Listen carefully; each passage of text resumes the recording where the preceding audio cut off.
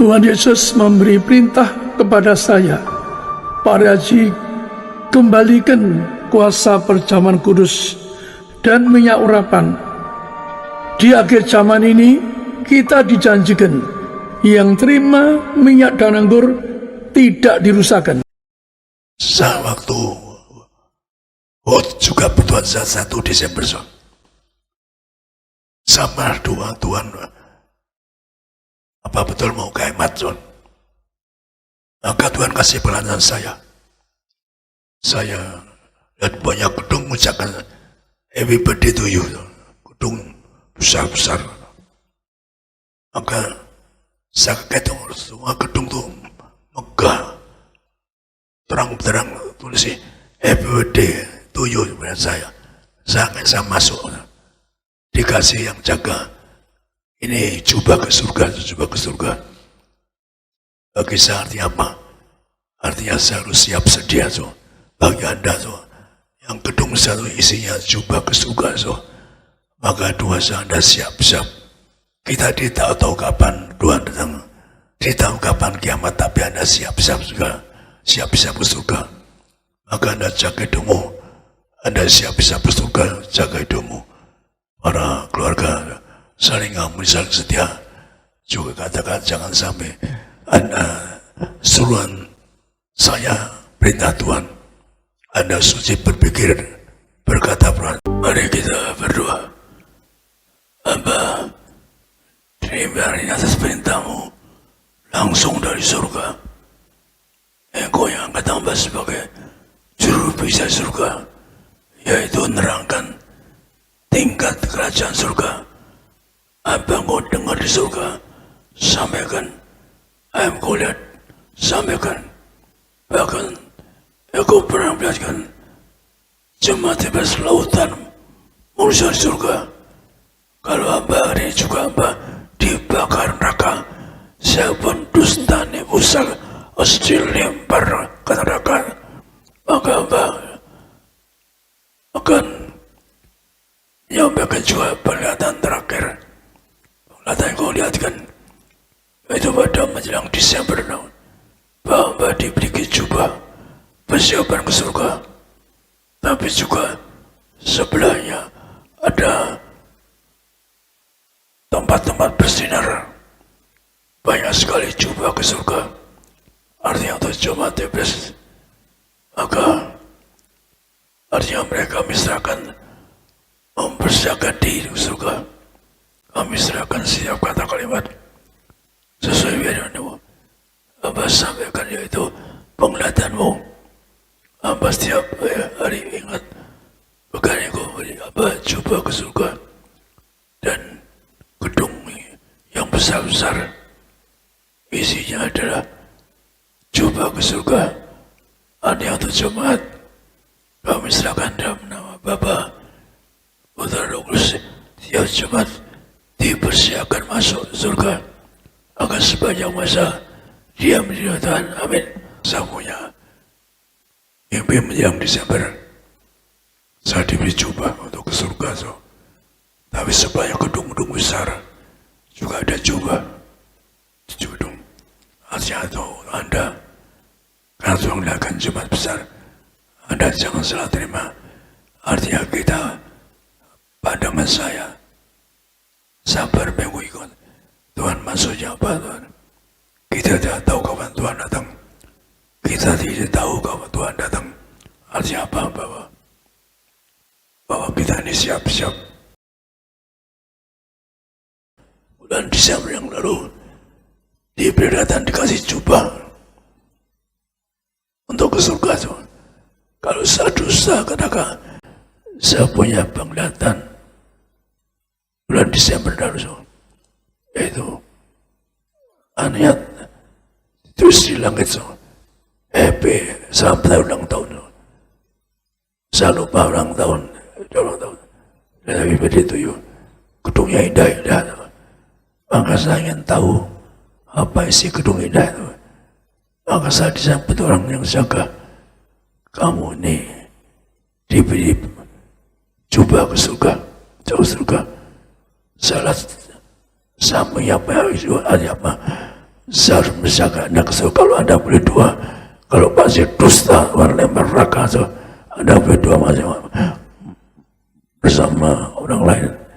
Kalau masih bilang diberi coba, cuma disiapkan coba, tapi persiapkan dirimu hidup yang suka, maka akan katakan apa?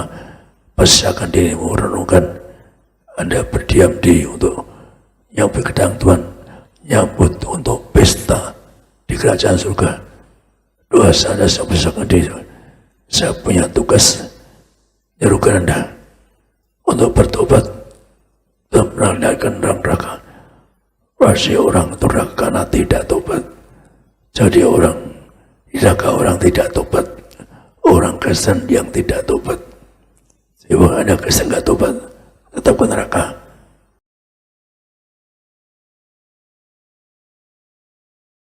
Saya sudah penglihatan Tuhan, saya dikasih coba ke surga.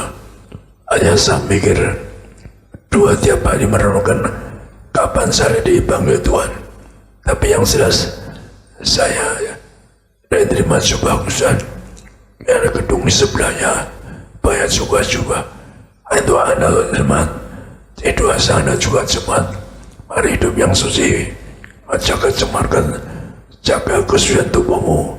Para bapak jaga, jangan sampai Anda masa harus sekarang Anda punya pacar, bapak atau para ibu maksudnya punya pacar. Kalau Anda punya pacar, itu namanya cemar dirimu. Anda nggak bisa ke surga. Tadi kan mau khotbah ini yang cemarkan dirinya tidak bisa ke surga.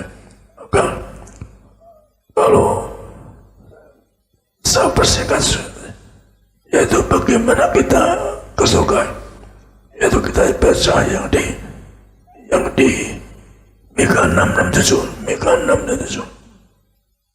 Mika 6 ayat 6 sampai 7. Dengan apakah aku akan pergi menghadap Tuhan dan tunduk menyembah kepada Allah yang di tempat maha tinggi? Akan pergikah aku menghadap Dia dengan korban bakaran, dengan anak lembu berumur setahun? Berkenankah Tuhan kepada ribuan domba jantan, kepada puluhan ribu curahan minyak?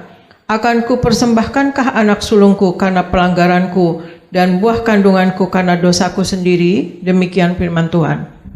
Tuhan ngasih khusus membagikan ayat ini, Bapak menghadap Tuhan perlu menganggur.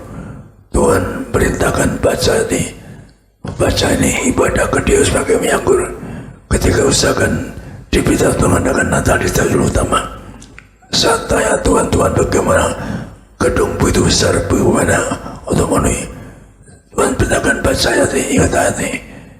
Dengan apa menghadap Tuhan, nyembah Tuhan di tempat tinggi, yaitu dengan 1000 anggur berjaman sebelum punya harapan.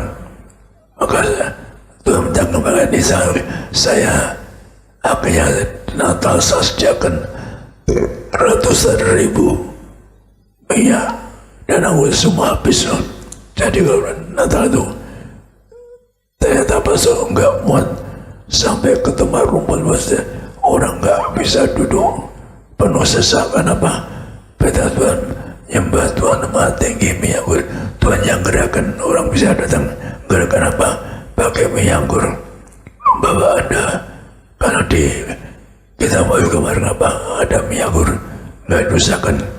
Maka dengan menganggur itu Tuhan berkenan dengan ribuan anggur, dengan puluhan demi orang. Tapi seorang martir yang berkuasa mengatakan, darah Yesus, kalau saya nggak punya martir, saya nggak bisa kuasa anggur dari darah Yesus, atau mengatakan minyak urapan. Maka Tuhan menerangkan di sini di Lukas 10:37. Tuhan menyatakan tadi minyak anggur di Lukas 10. Lukas 10 ayat 30 sampai 37. Jawab Yesus, adalah seorang yang turun dari Yerusalem ke Yeriko.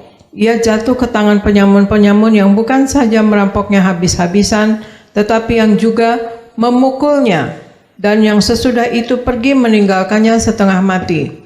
Kebetulan ada seorang imam turun melalui jalan itu. Ia melihat orang itu, tetapi ia melewatinya dari seberang jalan. Demikian juga orang Lewi datang ke tempat itu. Ketika ia melihat orang itu, ia melewatinya dari seberang jalan. Lalu datang seorang Samaria yang sedang dalam perjalanan ke tempat itu, dan ketika ia melihat orang itu, tergeraklah hatinya oleh belas kasihan. Ia pergi kepadanya, lalu membalut luka-lukanya, sesudah ia menyiraminya dengan minyak dan anggur. Kemudian ia menaikkan orang itu ke atas keledai tunggangannya sendiri, lalu membawa ke tempat penginapan dan merawatnya. Keesokan harinya, ia menyerahkan 2 dinar kepada pemilik penginapan itu, katanya, "Rawatlah dia, dan jika kau belanjakan lebih dari ini, aku akan menggantinya waktu aku kembali." Siapakah di antara ketiga orang ini menurut pendapatmu adalah sesama manusia dari orang yang jatuh ke tangan penyamun itu? Jawab orang itu, "Orang yang telah menunjukkan belas kasihan kepadanya." Kata Yesus kepadanya, "Pergilah dan perbuatlah demikian." Demikian firman Tuhan.